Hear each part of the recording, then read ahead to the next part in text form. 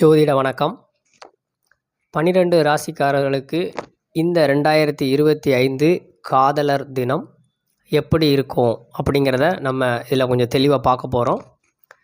முதல்ல மேச ராசி. இந்த மேச ராசிக்காரர்களுக்கு இந்த வருட காதலர் தினம் ஒரு செலவு மிகுந்ததாக இருக்கும். ரொம்ப செலவு பண்ணி நீங்கள் உங்களோட காதலரை செலப்ரேட் பண்ணுற மாதிரி இருக்கும். இப்போ நம்ம சொல்லக்கூடிய பலன்கள் காதலர்களுக்கு, காதலிக்கக்கூடியவங்களுக்கு, ஒருதலை காதல் உள்ளவங்களுக்கு தான். ஸோ இந்த பலன்கள் நீங்கள் காதலுக்காக செலவு தான் செய்யணும். மேசராசிக்காரர்கள் வெளி பயணம், உங்களோட செலவு உங்கள் காதலரோட வெளியில் போகிறது, இல்லை காதலரை போய் சந்திக்கிறதுக்கு நீங்கள் பயணம் பண்ணி போகிறது. அதே மாதிரி ஆடம்பரம், அதாவது உங்களோட காதலை ஒரு கேக்கு வெட்டி கொண்டாடுறது, அவங்களுக்கு பரிசு கொடுக்கறது, சினிமாவுக்கு போகிறது, கேளிக்கை விடுதிகள், இந்த மாதிரி ஆடம்பர செலவுகள் உங்களுக்கு இந்த வருஷம் அதிகமாக இருக்கும். உங்களோட காதல் போட்டி நிறைந்த ஒரு காதலாகவும் இருக்கும். போட்டி நிறைந்ததுன்னா, நம்ம செலவு பண்ணி இந்த பொண்ணை கூட்டிகிட்டு போகலை அப்படின்னா இன்னொரு ஆள் கூட்டிகிட்டு போயிடுவான் அப்படிங்கிற மாதிரி ஒரு போட்டி நிறைந்த காதலாகவும் இந்த வருஷம் இருக்குது. அதனால் உங்களோட செலவு அப்படிங்கிறதுல நீங்கள் கொஞ்சம் தெளிவாக இருந்துக்கோங்க. அடுத்து ரிஷபராசி. இந்த ரிஷபராசி காதல் எப்படின்னா, சண்டையில் தான் முடியும். இந்த வருஷ காதல் உங்களுக்கு சண்டையில் தான் இருக்கும். போட்டி அதிகமாக இருக்கும். அதாவது நான் காதலிக்கவா, நீ காதலிக்கவா, புதுசாக காதலிக்க நான் தான் ப்ரொப்போஸ் பண்ணுவேன், அந்த பொண்ணை நான் விரும்புகிறேன், நீ விரும்பக்கூடாது, இல்லை அந்த பையனை நான் தான் விரும்புகிறேன், நீங்கள் விரும்பக்கூடாது அப்படின்னு. ஸோ ஒருத்தருக்கு ஒன்றுக்கும் மேற்பட்டவர்கள் போட்டி அதிகமாக இருக்கும். அதே மாதிரி ஒருவேளை காதலர்கள் இருவர் இருக்காங்கன்னா அவங்களுக்குள்ள அன்னைக்கு சண்டை ஏற்படும். ஏதாவது ஒரு விஷயத்தில் மனஸ்தாபம் ஏற்பட்டு சண்டையில் போய் முடியக்கூடிய ஒரு இது ஏன்னா உங்களுக்கு கேது சாதகமாக இல்லை. அதனால் ரிஷப ராசிக்காரர்கள் சண்டையை தவிர்த்து இருந்தால் அன்னைக்கு உங்களுக்கு நல்லது. மிதுன ராசி. இந்த மிதுன ராசிக்காரங்க உங்களுக்கு வேலை பளு அதிகமாக இருக்கும். உங்களுக்கு சுற்றுப்புறம் சூழ்நிலை உங்களுக்கு அன்னைக்கு சரியில்லை. அதே மாதிரி கோபத்தில் போய் முடியும். அன்னைக்கு காதலர்களிடையே கோபம், எவ்வளோ நீங்கள் நல்லதாக இருந்தாலும் கோபம் ஏற்படுறதுக்கு வாய்ப்பு அதிகம். வேலை அதிகமாக இருக்கும். வேலையை விட்டுட்டு லவ்வரை போய் பார்க்க முடியாது. அதனால் லவ்வர் கோவப்படுவாங்க. இல்லை உங்களுக்குள்ளே நீங்கள் போக முடியாதங்கிற ஆதங்கத்தில் வேலை பார்க்குற இடத்துல கூட நீங்கள் கோவப்படலாம். அதனால் கோவத்தை அன்னைக்கு குறைச்சிக்கிட்டால் உங்களுக்கு ரொம்ப நல்லது. உங்களுடைய சூழ்நிலைகள் அன்னைக்கு ரொம்பவே சரியில்லை. அதனால் அன்னைக்கு நீங்கள் வேலை இருந்தாலும் காதலர் தினத்தை நீங்கள் இன்னொரு நாள் கொண்டாடுவது ரொம்பவே நல்லது. அடுத்ததாக பார்த்தீங்க அப்படின்னா கடகராசி. கடகராசி பார்த்தீங்க அப்படின்னா ரொம்ப தூரமாக இருப்பாங்க காதலர்கள். காதலர் தினத்துக்கு ஒருத்தரை சந்திக்க முடியாத அளவுக்கு தூரமாக இருப்பாங்க. பக்கத்திலே இருந்தாலும் சந்திக்க முடியாத அளவுக்கு ஒரு கட்டுப்பாடுகள் இருக்கும். இல்லைனா வெளிநாட்டில் இருப்பாங்க. காதலனோ காதலியோ வெளிநாட்டில் இருப்பாங்க. உங்கள் காதல் ஆனால் வெற்றி பெறும். ஒருவேளை நீங்கள் ப்ரொப்போஸ் பண்ணுறீங்க அப்படின்னா கொஞ்சம் அரையும் குறையமாக இழுபறியாக இருந்த காதல்லாம் கொஞ்சம் வெற்றி பெறும். ஆனால் கொஞ்சம் தூரத்து காதலாக இருக்கும். ஒருவேளை காதலை சந்திக்க போகிறீங்க அப்படின்னா ரொம்ப தூரமாக போய் சந்திக்கிற ஒரு சூழ்நிலை உங்களுக்கு இருக்கும். அடுத்து சிம்ம ராசி. இந்த சிம்ம ராசிக்காரங்களுக்கு சூழ்நிலைகள் சரியாக இல்லை. அன்றைக்கி அவங்களுக்கு கவலை தான் ஏற்படும். உங்களுக்கு காதல்னால் உங்களுக்கு மன அழுத்தம், கவலை, ஸ்ட்ரெஸ் தான் இருக்கும். காதல் கெடும். அதாவது நல்ல காதல் கூட கெட்டு போகிறதுக்கான வாய்ப்பு அதிகம். அதனால் லவ் ப்ரொப்போஸ் பண்ணுறவங்க காதலை முதல்ல தெரிவிக்கணும். நான் இந்த காதலருக்கு தான் என் காதலை சொல்ல போகிறேன் அப்படிங்கிறவங்க சொல்லாமல் இருக்கிறது ரொம்ப நல்லது. காதல் ஃபெயிலியர் ஆகிறதுக்கு வாய்ப்பு ரொம்ப அதிகம் சிம்ம ராசிக்காரங்களுக்கு. அன்னைக்கு சும்மா இருக்கிறது நல்லது.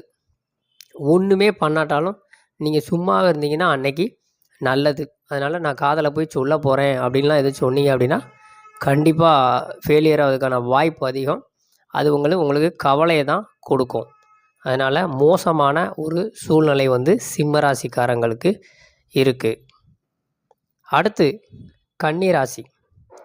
கன்னிராசிக்காரங்களுக்கு இந்த காதலர் தினம் எப்படின்னா, அதாவது உங்களோட காதலை கெடுக்கிறதுக்கு வெளியிலேருந்து ஆள் தேவையில்ல, தனக்கு தானே கேடு. அந்த மாதிரியான ஒரு சூழ்நிலை கன்னிராசிக்கு. அந்த மாதிரி நீங்கள் தேவையில்லாமல் ஏதாவது பேசுனீங்க அந்த மாதிரி இருந்துச்சு அப்படின்னா, எரிச்சல் ஊட்டுற மாதிரி இருந்தீங்க அப்படின்னா உங்கள் காதலர் வந்து விட்டுட்டு இன்னொருத்தரோட போகிறது, அந்த மாதிரியான ஒரு சூழல் வந்து ஏற்படுறதுக்கான வாய்ப்பு வந்து ரொம்பவே அதிகம். இது வந்து ஒரு ஆன்மீக காதலாக இருக்கும். ரொம்ப பக்தி அதிகமாக இருக்கிறவங்க இந்த கன்னிராசிக்காரங்களில் இருப்பாங்க. இவங்களுக்கு இந்த காதலர் தினம் வந்து தனக்குத்தானே கேடு விளைவிக்கக்கூடிய ஒரு காதலர் தினமாக அமையும். அதனால் அன்னைக்கு எச்சரிக்கையாக இருக்கிறது ரொம்பவே நல்லது கன்னிராசிக்காரங்களுக்கு. அடுத்ததாக துலாம் ராசி. துலாம் ராசிக்காரங்களுக்கு பார்த்தீங்க அப்படின்னா, இந்த வருட காதல் வந்து ஒரு சொகுசு நிறைந்த காதல். இவங்களுக்கு கொஞ்சம் நல்லாவே இருக்குது. இவங்க காதல் வந்து வெற்றி அடையும்.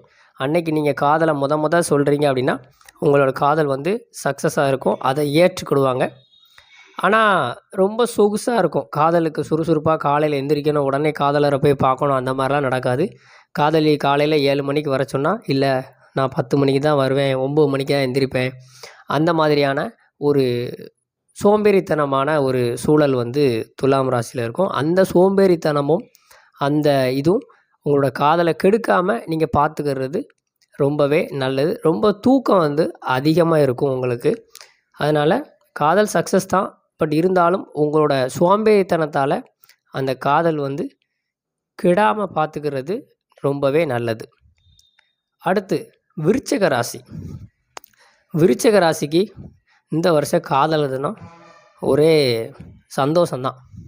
ஒரே மகிழ்ச்சி நிறைந்த ஒரு காதலாக வந்து அமையும். அதே மாதிரி காதல் முதல் காதல் இப்போ தான் காதல் பண்ண ஆரம்பிப்பாங்க. அந்த ஒரு உற்சாகத்தில் கொஞ்சம் கொடி கட்டி பறப்பாங்க. ஏற்கனவே காதல் பண்ணுறவங்களுக்கு கொஞ்சம் மகிழ்ச்சியாக இருக்கும். காதலை ப்ரொப்போஸ் பண்ணால் சிலவங்களுக்கு காதல் ஏற்றுக்கொள்வாங்க, சிலவங்க ஏற்றுக்கொள்ள மாட்டாங்க.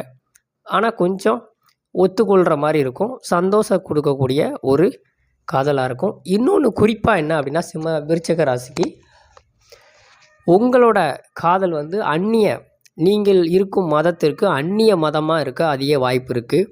இல்லை நீங்கள் கேஸ்ட்டு பார்ப்பீங்க அப்படின்னா உங்கள் கேஸ்ட்டில் இருந்து மற்ற ஒரு கேஸ்ட்டாக கூட இருக்கிறதுக்கு வாய்ப்பு அதிகம். ஸோ உங்களிலேருந்து இது ஒரு அந்நிய காதலாக இருக்கும். அந்நிய மதமாக இருக்கலாம், வேறு நாடாக இருக்கலாம். ஸோ 2 பேருக்கும் ஒத்துப்போகாது இந்த சூழல் அப்படிங்கிற இடத்துல காதல் ஏற்படுறதுக்கு வாய்ப்பு ரொம்ப அதிகம். ஒரு சில பேர்களுக்கு வந்து கள்ளக்காதல் ஏற்பட வாய்ப்பு அதிகம். ஸோ உங்களோட காதல் வந்து மகிழ்ச்சியானது, உற்சாகமானது. ஆனால் அது எப்படிப்பட்ட இது அப்படிங்கிறது உங்களோட கையில் தான் இருக்குது விருச்சிக ராசிக்காரங்களுக்கு.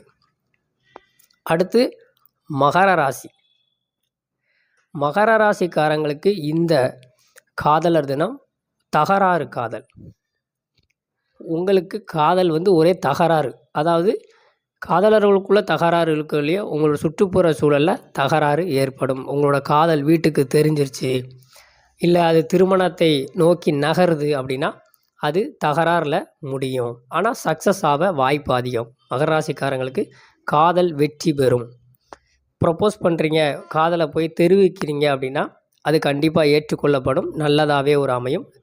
காதலர் வந்து திருமணம் ஆகிறதுக்கு இந்த காதலர் தினத்துக்கு நீங்கள் திருமணத்துக்கு தயாராவீங்க. இவ்வளோ வருஷமாக காதலிக்கும், ஆனால் கல்யாணம் எப்போ பண்ண போகிறோம் அப்படின்னு தெரியாமல் இருக்கும் இல்லையா, அது இந்த காதலர் தினத்தில் உங்களுக்கு எப்போ கல்யாணம் பண்ண போகிறீங்க அப்படின்னு இருக்கும்.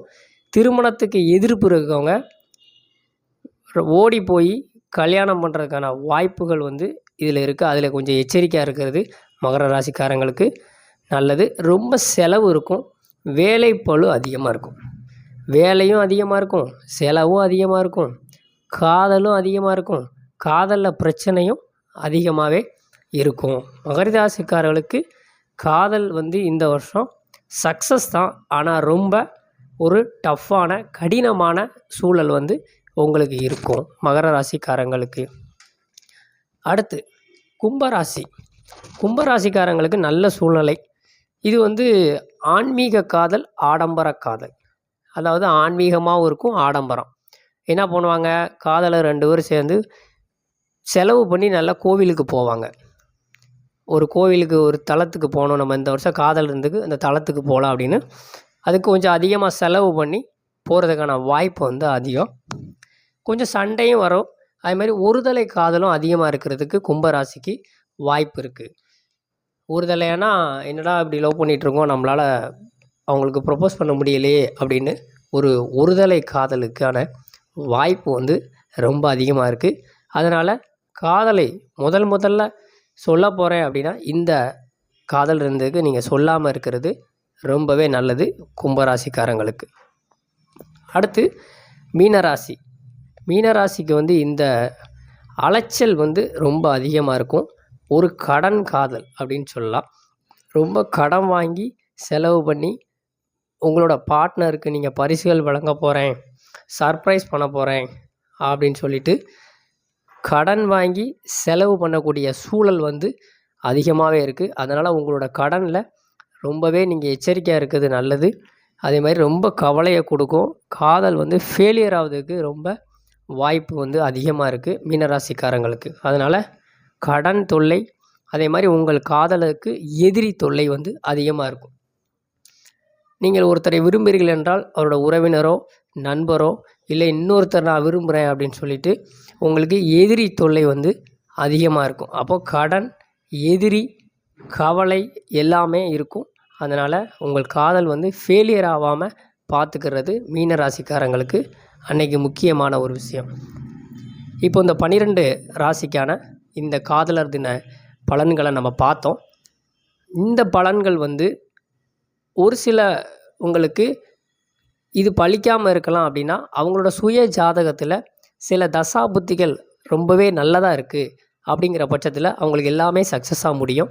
தசாபுத்திகள் வந்து சரியில்லை, நடப்பு சரியில்லை அப்படிங்கிற பட்சத்தில் இப்போ நம்ம சொன்ன இந்த பலன்களை விட ரொம்ப படு மோசமாக இருக்கிறதுக்கும் வாய்ப்பு அதிகம். ஸோ எப்படி இருந்தாலும் உங்களோட காதல் வந்து நல்ல முறையில், நல்ல காதல் வெற்றியடைய என்னோட வாழ்த்துக்கள். நன்றி.